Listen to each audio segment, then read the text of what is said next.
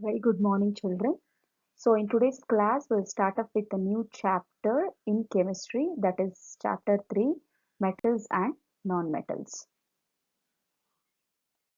When you enter to chemistry lab, first thing you will notice is a periodic table on the wall, right? So, what do you observe in this periodic table? The elements are arranged giving a number to it. You can see many metals, non-metals, noble gases, metalloids, etc. are being arranged in this periodic table.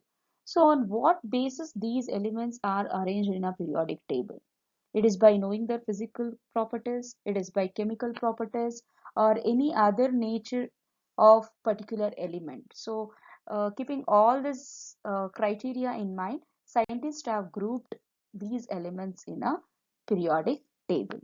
So first thing you have to understand in this particular topic, that is metals and non-metals, the properties, the physical properties of a metals and non-metals. So we will be studying about only physical properties of metals and non-metals in today's class.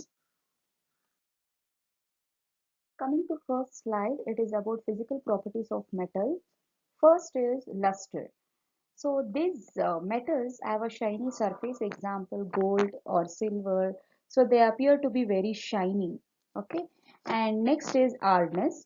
Metals are generally hard. So it is not that easy to break a metal. For example, iron, copper, you can see that hardness by touching it, right? So it is very hard, except few metals such as sodium, potassium and lithium. These metals are very soft. If you take a sodium, it can be easily cutted into pieces by a common knife that we use in kitchen. Okay, so it is that soft, it can be easily broken into pieces like sodium, potassium and lithium. These are soft metals. What is the state of this metals? So it is a solid in state because it has a particular shape and it is very rigid, and the molecules of that particle is tightly packed, right? Except mercury. So except mercury, mercury is a liquid, liquid metal. So you see in thermometer there is a liquid metal. You can see it in the picture as well. So this is a liquid metal.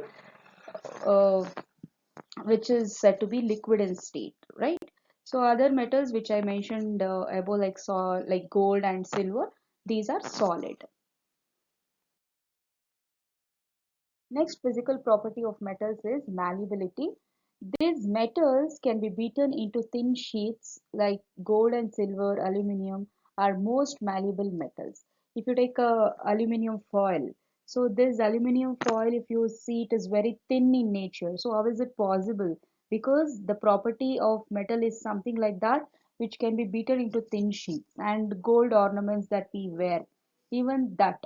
So the gold is being converted to ornaments because of that nature, that is malleability, right? These metals are malleable. That is the reason we see aluminum foil or gold ornaments or silver ornaments and many copper plates, these coins what we use. Okay, so all these are manufactured because of that property, that is malleability. Okay, and next is ductility. So metals can be drawn into thin wires. So the process of drawing metals into thin wires are said to be the property, that is ductility. Okay, you can see in the cable wires or what you say, many wires have thin copper wires or aluminum wires. How do these metals can be drawn into thin wires? So that is a property of a metal which can be drawn into thin wires, that is ductility. Okay, next is conductor of heat and electricity. These copper or aluminum are very good conductors of heat and electricity. Okay, so that is why these coppers and aluminiums are used in wires, so that the electricity is passed through this wires. It can conduct heat or electricity. So in easy words, you can say these metals are good conductor of heat and electricity. Conduct in the sense which allow electricity to pass through that wires. Okay.